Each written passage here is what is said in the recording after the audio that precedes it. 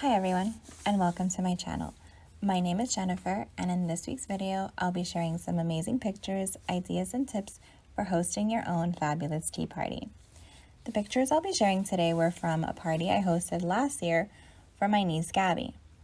Now, there are a variety of ways to host a great tea party, and in today's video, I'll be sharing my tips and ideas for creating a festive atmosphere full of personalized touches and simple yet elegant decor. I'll start by talking about the space where you plan to host your party. As you can see from this photo, I'm using my dining room, but you can use any space in your house where you can place a small table and have some type of seating. As you can tell from the picture, I set a table for 4 people, including myself, and I made sure to incorporate all my furnishings into the decor. For example, I wrapped a floral garland onto my dining room chairs. These flowers came in a pack of 5, and I purchased them on Amazon for a pretty decent price. So I'll link these and as many items as I can in the description box below. Another furnishing that I included in my decor was this lovely table and faux window that I have displayed in my dining room. I added the 5th garland to the table, and then I hung this sweet teapot banner over the fake window.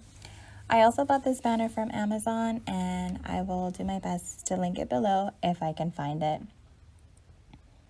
An inexpensive way to jazz up your table setting is to use these darling paper doilies under your plates, teapots, and teacups. I bought these at the dollar store, and you can get several doilies in various sizes for just $1. I also have a close-up picture of the doilies coming up soon, just in case you need a better idea of what they look like.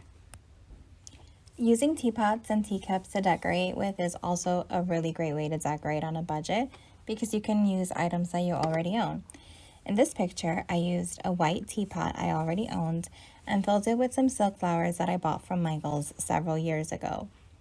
In this next picture, I stacked 2 teacups and placed silk flowers on the top cup, and I put some macarons on the bottom teacup saucer. This helped to serve a dual function as decor as well as dessert. Now let's talk about personalization. Personalizing your event will make your guests feel extra special and appreciated. And there are several ways to add personal touches throughout the event. One way to personalize your party would be to make a custom menu that includes the name of your guests or guests, and to add your guests' favorite food and desserts to the menu. For this event, I titled the menu Gabriella's Tea Party and dedicated a special tea blend to my niece by writing it on the menu as Gabby's Tea. Making a menu like this one is also very simple. I created it on Word and had it printed on cardstock paper at my local Staples for just a few bucks. Of course, if you have your own printer at home, then you can easily create a printable menu like this one for yourself.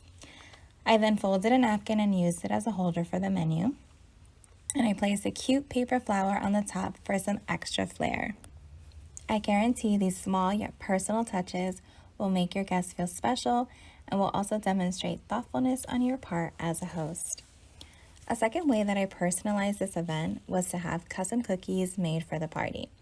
Now, this can be a little pricey depending on whether you make the cookies yourself or order them from a bakery.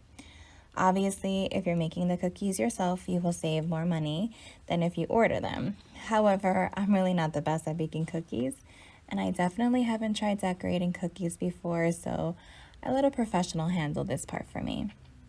I ordered a dozen custom-made sugar cookies with the designs shown in this picture. The designs included pink roses, a teapot that said Teatime, a heart cookie that read Gabriella, and a cookie that said Happy Birthday, Gabriella. The person who made these cookies for me charged me $50 for the dozen. Now, if you're on a budget, you can easily replace these cookies with a homemade cake that you personalize yourself by piping the name of your guest on it or just including a special message on the cake. Let's talk food options. Depending on your guests and the time of the party, you can keep the menu either simple or you can make it more elaborate. This party was for my niece, who was quite young at the time, so I kept the menu simple and included foods I knew she would eat. For the savory options, I made egg salad sandwiches and cucumber sandwiches. And I made just enough in terms of portions so I wouldn't have any leftovers. just because sandwiches don't keep very well for the next day, and I knew that my niece and my other two guests wouldn't eat too much. Another savory item I included was a creamy potato soup. This soup does keep well for several days, so I made a good amount because I could keep the leftovers for the next day. I'll try to find the exact recipe I used, and I'll link it below if I find it. For my second course, I served a plain scone with clotted cream and strawberry preserves. For my third course, I had a store-bought cake. The custom cookies I ordered and some macarons I purchased at my local grocery store. I served quite a bit of sweets because I knew my niece and I would have a sweet tooth, and these items also keep well in the fridge and can be eaten throughout the week.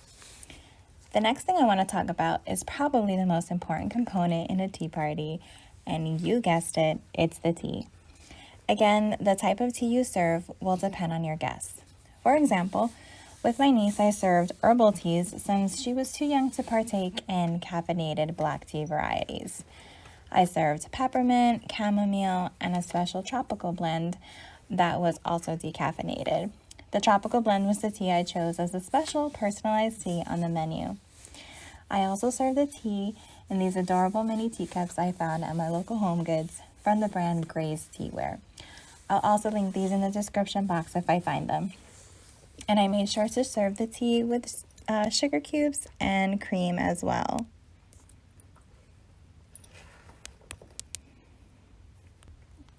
As you can see, you can host a simple tea party that will both impress your guests and make them feel special while managing your budget and using what you already have at home. So this concludes my video for the week. I hope you enjoyed it and found the information useful. Comment below what your favorite picture was and which idea you'll be implementing in your next tea party. Remember to subscribe for more comments, for more content and tips on hosting a fabulous party for your fabulous guests. Until next time, and have a tea-rific day. Bye.